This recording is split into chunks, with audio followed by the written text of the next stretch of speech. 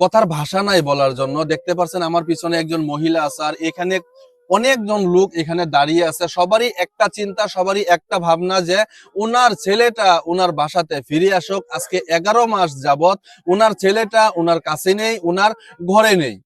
কারণ দেখেন 11 মাসের বাচ্চাটা কতটুকু বড় হতে পারে, সে বাচ্চাটা বেশি বড় না, কিন্তু ছোট্ট একজন বাচ্চা যখন এই মার বুকটা খালি করে চলে যায় তাহলে এর মার অন্তরটা কেমন লাগে। তো সবাইকে একটা কথা আমি রিকোয়েস্ট করব, ভিডিওটা অন্তত একটা শেয়ার করেন।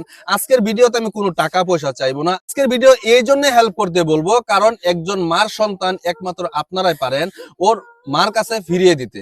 তাহলে অবশ্যই ভিডিওটা একটা শেয়ার করবেন, কারণ আপনারও সন্তান আছে, আমারও সন্তান আছে। যেমন নাকি আপনার সন্তান আপনার একদম বুকের হৃদয়ের টুকরা হতে চায়, সেরকম ভাবে উনারও ছেলেটা, উনারও বাচ্চাটা উনার হৃদয়ের টুকরা।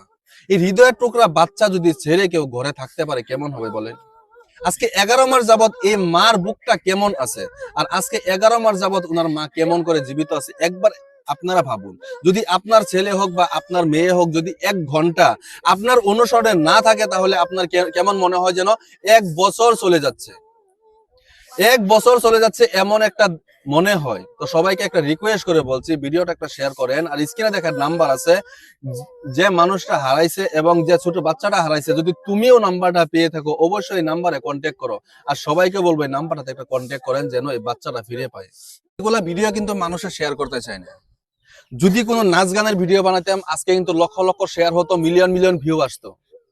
কারণ এটা এমন একটা ভিডিও যে নাকি শেয়ার করবে তারও সওয়াব হবে। কেন বলছি জানেন? কারণ একটা মার অন্তর এবং বুক খালি করে একটা সন্তান চলে গিয়েছে। আজকে প্রায় 11 মাস যাবত এই সন্তানটা পাওয়া যাচ্ছে না। প্রায় 11 মাস আগে আমি একটা ভিডিও দিয়েছিলাম, আমার জুনটা চ্যানেল ছিল তেজপুর গ্রাম টিভি, সেই চ্যানেলে। হয়তো আজকে চ্যানেলটা নেই। সবাইকে বলছি রিকোয়েস্ট করে যেন এই ভিডিওটা একবার শেয়ার করেন। দেখতে পাচ্ছেন একজন মা যদি গর্ভে একটা বাচ্চাকে রেখে 9 মাস